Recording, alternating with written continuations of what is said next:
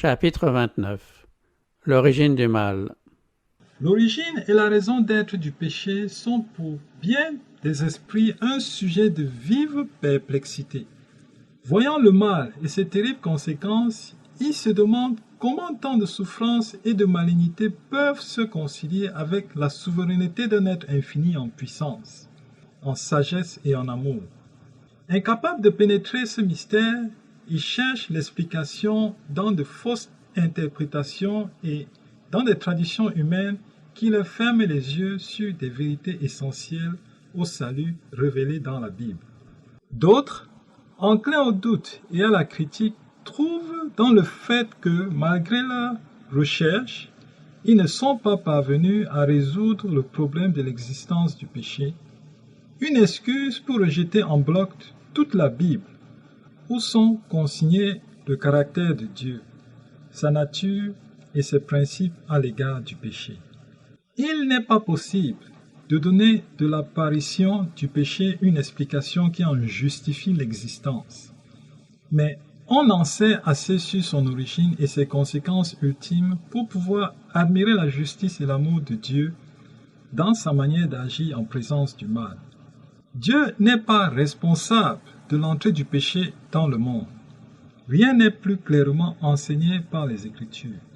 Aucun refus arbitraire de la grâce divine, aucune erreur dans le gouvernement divin n'a donné lieu à un mécontentement et à une révolte. Le péché est un intrus mystérieux et inexplicable. Sa présence est injustifiable. L'excuser, c'est le défendre. S'il pouvait être excusé, il avait une raison d'être. Il cesserait d'être le péché. La seule définition qu'on puisse en donner est celle de la parole de Dieu. Le péché est la transgression de la loi. C'est la manifestation d'un principe réfractaire à la grande loi d'amour, base du gouvernement divin. Avant l'apparition du mal, la paix et la joie régnaient dans l'univers. Tout y était conforme à la volonté du Créateur. L'amour pour Dieu était suprême et l'amour mutuel impartial. Jésus-Christ, Verbe et Fils unique de Dieu, était un avec le Père éternel, un par sa nature, par son caractère, par ses desseins. Il était le seul être de l'univers admis à connaître tous les conseils et tous les plans de Dieu. C'est par lui que Dieu avait créé les êtres célestes, car en lui ont été créées toutes les choses qui sont dans les cieux, trône, dignité, domination, autorité. Colossiens 1,16. Au Fils comme au Père, l'univers entier était soumis. La loi de l'amour étant la base du gouvernement de Dieu, le bonheur de toutes les créatures dépendait de leur parfait accord avec les grands principes de cette loi. Dieu demande de toutes ces créatures un service d'amour, un hommage qui découle d'une appréciation intelligente de son caractère. Ne prenant aucun plaisir à une obéissance forcée, il accorde à chacun le privilège de la liberté morale, permettant à tous de lui rendre un service volontaire. Le premier orgueilleux. Mais un être voulut pervertir cette liberté. Le péché prit naissance dans le cœur de celui qui, après le Christ, avait été le plus hautement honoré de Dieu et qui était le plus puissant et le plus glorieux de tous les habitants du ciel. Avant sa chute, Lucifer, le porte-lumière, était un chérubin protecteur, saint et sans tache. Ainsi parle le Seigneur, l'Éternel. Tu mettais le sceau à la perfection. Tu étais plein de sagesse, parfait en beauté. Tu étais en Éden, le jardin de Dieu. Tu étais couvert de toute espèce de pierres précieuses. Tu étais un chérubin protecteur aux ailes déployées.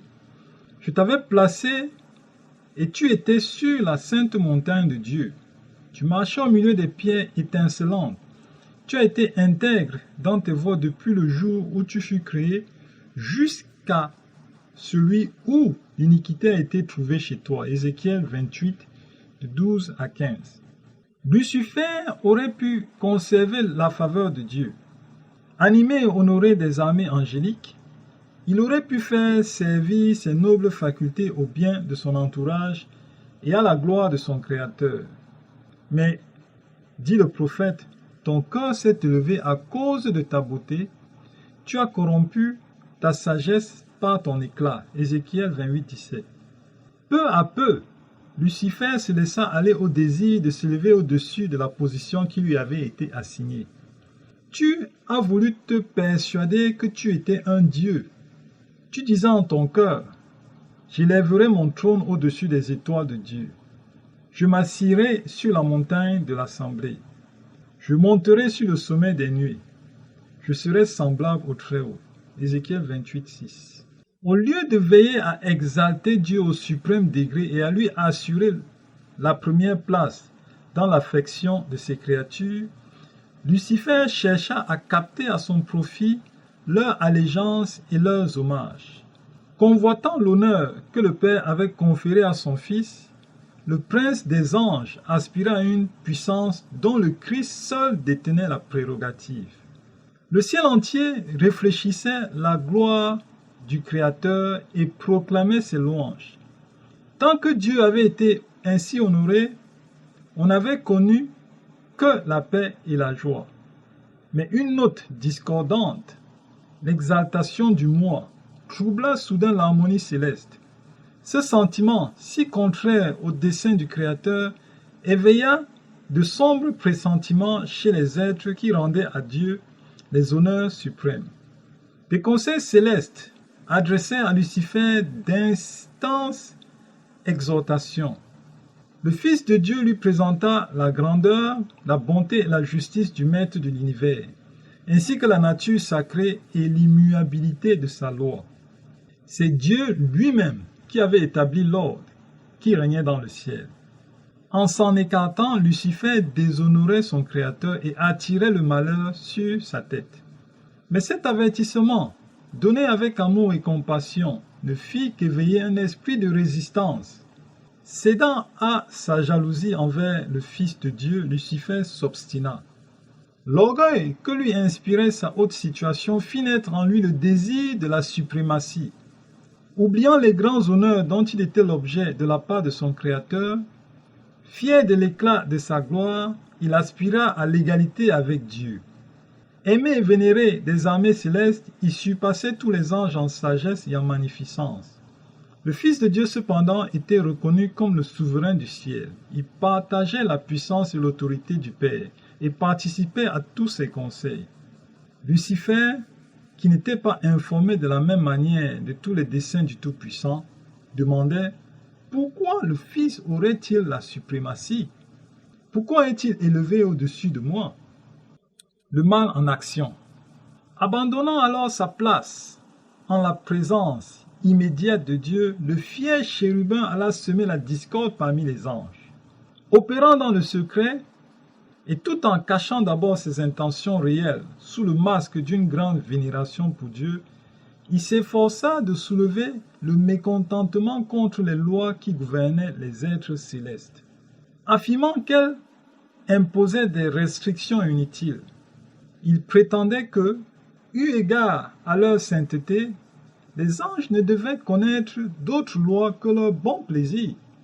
Pour gagner leur sympathie, il donna à entendre que Dieu l'avait traité injustement en accordant les honneurs suprêmes à son Fils, affirmant qu'en aspirant à une puissance plus grande et à de nouveaux honneurs, il ne recherchait pas son propre avantage, mais seulement la liberté des habitants du ciel, leur permettant d'atteindre un degré d'existence plus élevé.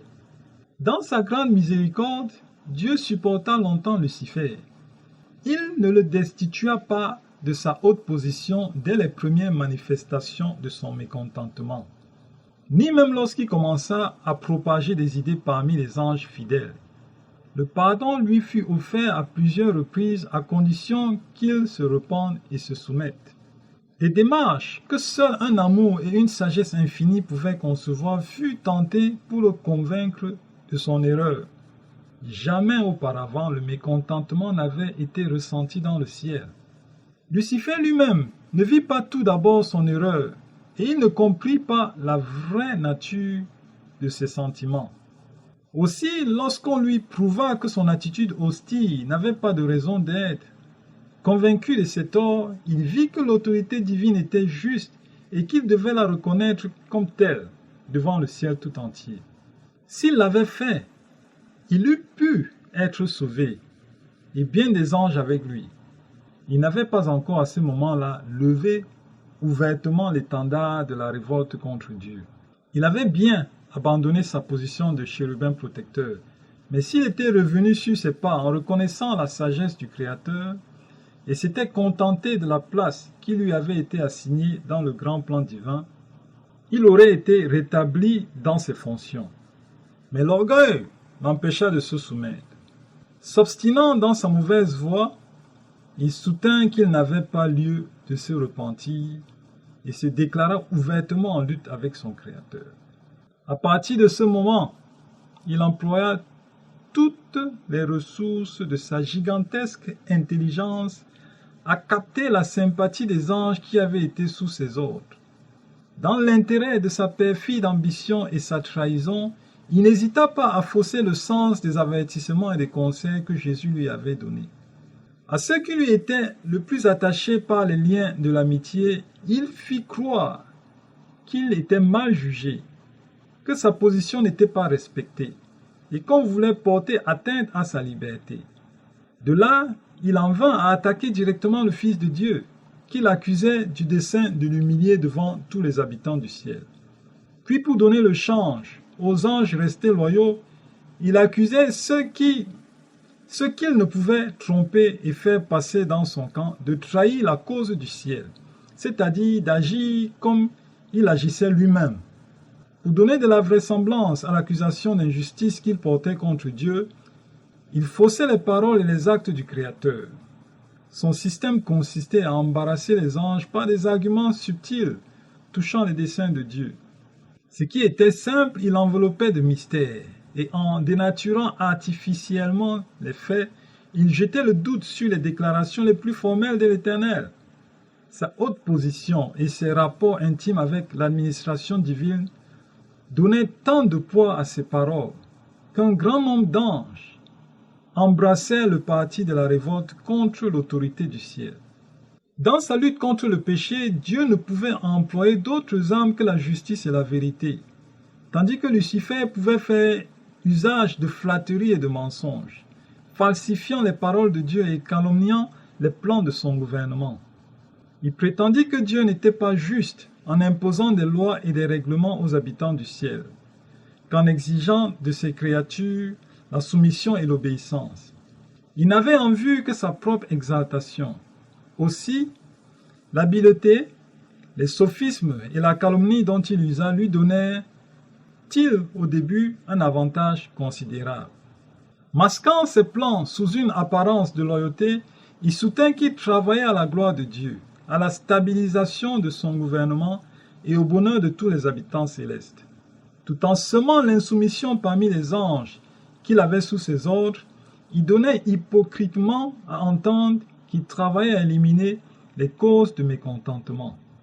En proposant des modifications dans les lois et le gouvernement de Dieu, il affirmait que, loin d'être en révolte, il ne cherchait qu'à contribuer à la sauvegarde de l'harmonie du ciel et au bonheur de l'univers. Faisant un pas de plus, il se mit à rendre Dieu et son administration responsables du désordre qu'il avait lui-même créé, tout en faisant fort de corriger et d'améliorer les statuts de l'Éternel. Il demandait seulement qu'on lui permît de démontrer, en effectuant des changements indispensables, le bien fondé de ses prétentions. La patience du Créateur. Dans sa sagesse, Dieu laissa Lucifer poursuivre sa campagne jusqu'au moment où elle éclaterait au grand jour. Ses desseins étaient tellement enveloppés de mystères qu'il était difficile, tant qu'il ne s'était pas complètement dévoilé, de démasquer le chérubin protecteur devant les hôtes célestes qui le chérissaient et sur lesquels il exerçait une profonde influence. D'ailleurs, le péché n'avait encore jamais pénétré dans l'univers de Dieu et les êtres saints qui peuplaient le ciel n'avaient aucune idée de sa malignité et de ses conséquences. D'autre part, le gouvernement de Dieu ne s'étendant pas seulement aux habitants du ciel, mais à ceux de tous les mondes créés, Satan, l'adversaire, songea que s'il pouvait entraîner les anges dans sa révolte, il pourrait aussi ajouter les autres mondes à son empire. Il fallait donc que l'univers tout entier comprît le caractère réel de l'usurpateur et la vraie nature de ses machinations. Il fallait que devant les habitants du ciel et de tous les mondes fussent démontrées la justice de Dieu et la perfection de sa loi. Dans l'intérêt de l'univers entier à travers les âges éternels, il importait que chacun pût voir sous leur véritable jour les accusations de Lucifer contre le gouvernement divin. Il fallait en outre, d'une manière indubitable, que l'immuabilité de la loi de Dieu fût établie et que les accusations du grand révolté fussent condamnées par ses propres œuvres. Il fallait laisser mûrir le mal. Voilà pourquoi, lorsqu'il fut décidé que Satan ne serait plus toléré dans le ciel, Dieu ne jugea pas à propos de lui ôter la vie. Le Créateur ne peut agréer qu'une adoration fondée sur un sentiment d'amour et une allégeance dictée par la conviction de sa justice et de sa bonté. Or, si la peine capitale avait été infligée aux grands coupables, les habitants du ciel et des autres mondes, encore incapables de comprendre la nature et les conséquences du péché, n'auraient pas pu, dans cet acte sommaire, discerner la justice et la miséricorde de Dieu. Si l'existence de Satan avait été immédiatement supprimée, l'univers aurait servi Dieu par crainte plutôt que par amour. Les sympathies qui allaient au chef de la révolte n'auraient pas complètement disparu et l'esprit d'insurrection n'aurait pas été entièrement déraciné. Quand on annonça au chef des rebelles qu'il allait être expulsé avec tous ses partisans du séjour de la félicité, il afficha hardiment son mépris pour la loi du Créateur et il réitéra son affirmation que les anges n'avaient pas besoin d'autre loi que leur volonté, qui les guiderait toujours dans la bonne voie. Prétendant que les statuts divins portaient atteinte à leur liberté, il déclara que son dessein était d'obtenir l'abolition de toute espèce de loi, ajoutant qu'affranchis de ce joug, les intelligences célestes entreraient dans une existence plus élevée et plus glorieuse. L'étendue du mal. À l'unanimité, Satan et ses anges accusaient le Fils de Dieu d'être l'auteur responsable du schisme, affirmant que s'il n'avait pas été réprimandé, il ne se serait jamais révolté. Obstinés et effrontés dans leur révolte, et se disant cyniquement les victimes d'un pouvoir oppresseur, le grand rebelle et ses partisans furent enfin bannis du ciel. L'esprit qui a fait naître la révolte dans la demeure de Dieu la fomente encore aujourd'hui sur la terre. Satan poursuivit parmi les hommes l'œuvre commencée chez les anges. Il règne maintenant sur les enfants de la rébellion. Comme lui, ceux-ci s'efforcent de supprimer les restrictions imposées par la loi de Dieu.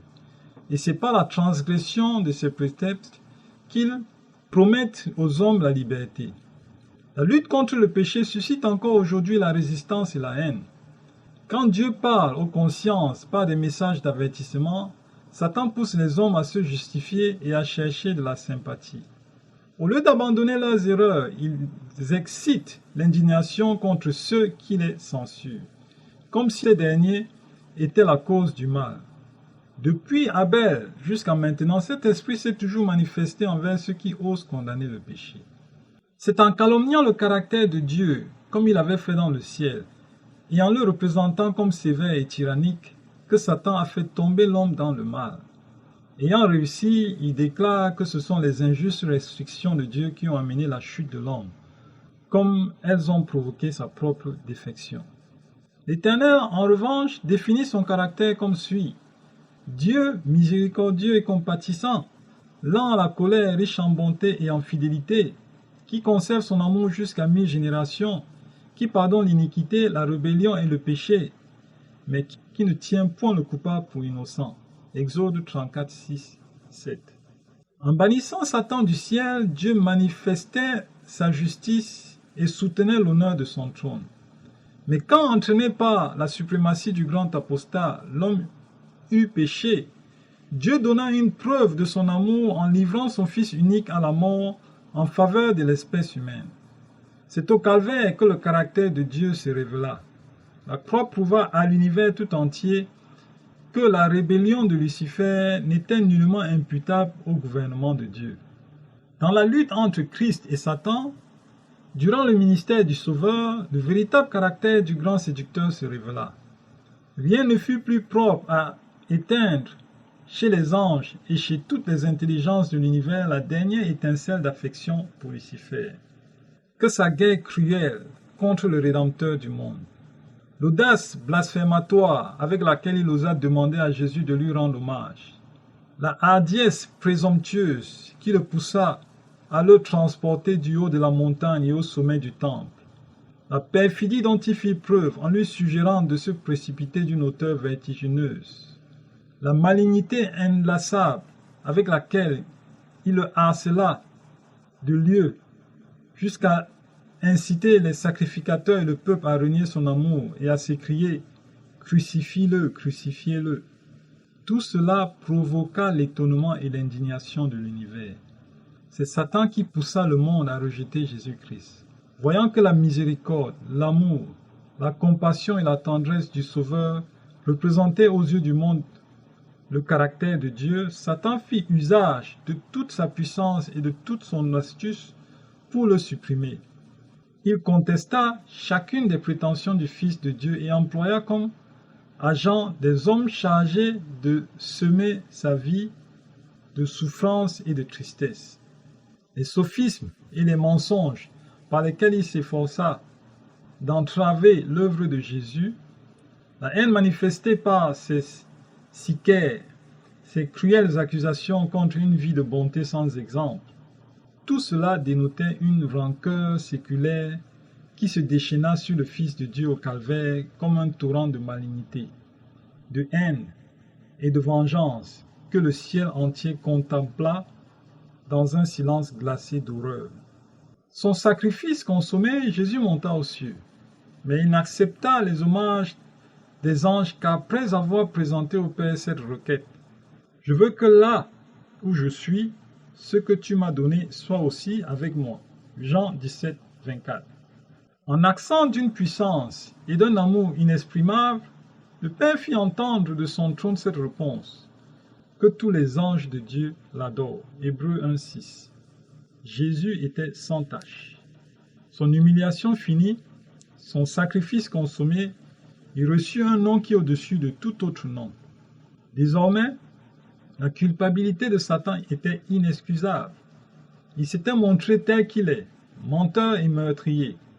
On comprit que l'esprit qu'il manifestait parmi les hommes, qui s'étaient rangés sous son sceptre, il l'aurait introduit dans le ciel s'il en avait eu la possibilité. Il avait prétendu que la transgression de la loi de Dieu ouvrait une ère de gloire et de liberté. On voyait maintenant qu'elle n'avait amené que l'esclavage et la dégradation. Les accusations mensongères de Lucifer contre le caractère et le gouvernement de Dieu apparurent sous leur vrai jour. Il avait affirmé qu'en exigeant de ses créatures la soumission et l'obéissance, Dieu demandait d'elles un renoncement et des sacrifices auxquels il n'eût pas consenti lui-même et recherchait uniquement sa gloire personnelle. Or, chacun pouvait maintenant constater que, pour sauver une race pécheresse, le Maître de l'univers n'avait pas reculé devant le plus grand sacrifice auquel son amour eût pu consentir. Car Dieu était en Christ, réconciliant le monde avec lui-même. 2 Corinthiens 5,19. On vit aussi que Lucifer, assoiffé de gloire et de domination, avait ouvert la porte au péché, tandis que, pour détruire le mal, le Fils de Dieu s'était humilié en devenant obéissant jusqu'à la mort. Le plan de la croix.